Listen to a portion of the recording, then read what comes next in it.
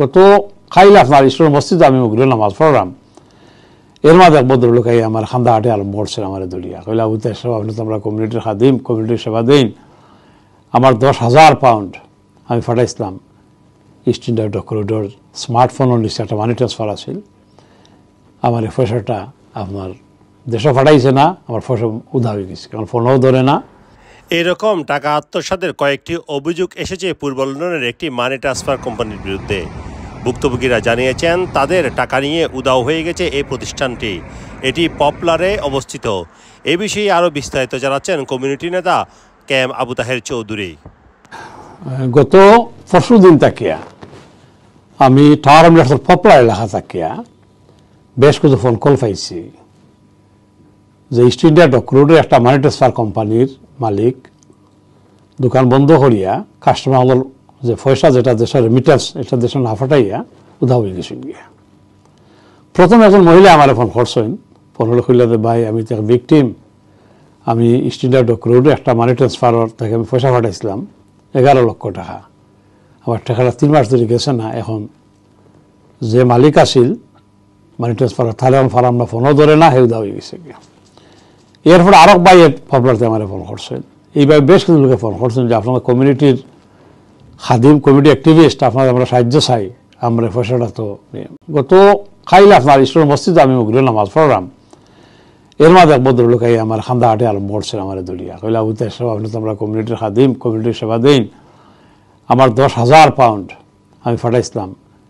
East India doc corridor স্মার্টফোনের নিচে একটা মানি ট্রান্সফার আছিল,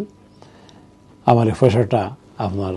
দেশও ফাটাইছে না, আমার পয়সা উধা হয়ে গেছে, কারণ ফোনও ধরে না। এবং যে ভদ্রলোক আমার কমপ্লেন করলা তাই করলে আমি পুলিশে আমি এটা রিপোর্ট করছি, পুলিশের ক্রাইম রেফারেন্স নাম্বার আমার দিছে, আমি আপনার কমিউনিটির সাহায্য চাই। তাই করলে এইভাবে তার কাছে বেশ কিছু লোক তার কাছে অভিযোগ করছে, খান্দাঘাটে করছে যে এই ইস্ট ইন্ডিয়া ডক রোডর এই যে মানি ট্রান্সফার যেটা এটাই অনেক টাকা পয়সা লইয়া হে আপনার উধা হয়ে গেছে। মানুষের কমপ্লেনের অবস্থা থেকে মনে করলাম যে কমপক্ষে 500,000 পাউন্ড হইব আপনার মানুষের পায় এই মানি ট্রান্সফারের কাছে, এবং এই পয়সা মাসের পয়সা ফেরত না দিয়া বা মাসের কোনো যোগাযোগ না করিয়া উদা হয়ে যাওয়াটা এটা একটা বড় ডিজাস্টার, এটা কমিউনিটির প্রতি একটা অত্যন্ত একটা বড় প্রতারণা বলে আমি মনে করি। আমরা শান্তিপ্রিয় টাওয়ার মেটসে একটা কমিউনিটি শান্তিপ্রিয় আমরা কমিউনিটি, এখানে আমরা আছি বাংলাদেশ কমিউনিটি বসবাস করি। এই যে ধরনের স্কাম, এই ধরনের মানুষের প্রতারণা করা আমি এটা অত্যন্ত ভয়েস ফর জাস্টিস ইউকের আমি সেক্রেটারি,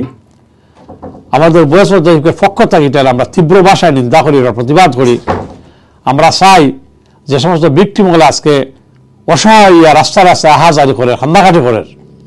তারা যাতে তারা পয়সা ফেরত পায় এই ব্যাপারে আমি টাওয়ার মিলার্সের অ্যাডমিনিস্ট্রেশন, পুলিশ প্রশাসন সকলের দৃষ্টি, ইভেন আমি আপনার এই টাওয়ার মিলার্সের যে ক্যাবিনেট মেম্বার সেফার কমিউনিটি আমি কাউন্সিলর আবু তালা চৌধুরী আমি ঘটনাটা জানাইছি, এই ব্যাপারে তাই পুলিশের তাই ইনফর্ম করছেন যাতে একটা টাফার একটা অ্যাকশন হয়। যে দোকানের মালিক তাহলে তো অনেকেই ছিলেন, আপনিও ছিলেন, তার লগে কোনো রকম যোগাযোগের চেষ্টা হয়েছে কিনা, বা তার কোনো আত্মীয় স্বজনের লগে কোনো যোগাযোগ হয়েছে? আমি দোকানের যে মালিক ভিকটিম হলে দোকানের যে মালিকের আমার হয়েছেন এই মালিকের নম্বর তারা আমার দিয়েছেন, এই যে দোকানের মানি ট্রান্সফারের মালিক যে এলাকায় বহু চেষ্টা করছে ফোনে যোগাযোগ করার লাগে, কোনো ফোন কল রিসিভ করে না, কোনো যোগাযোগ করে না। আমি ফার্স্ট ফোন করেছি যোগাযোগ করলে, মানে মেসেজ দিছি যে তুমি যে মেসেজ ভাইয়া থাকো তুমি মানুষের লোকে যোগাযোগ করো, মানুষ পয়সাটা ফেরত দেও,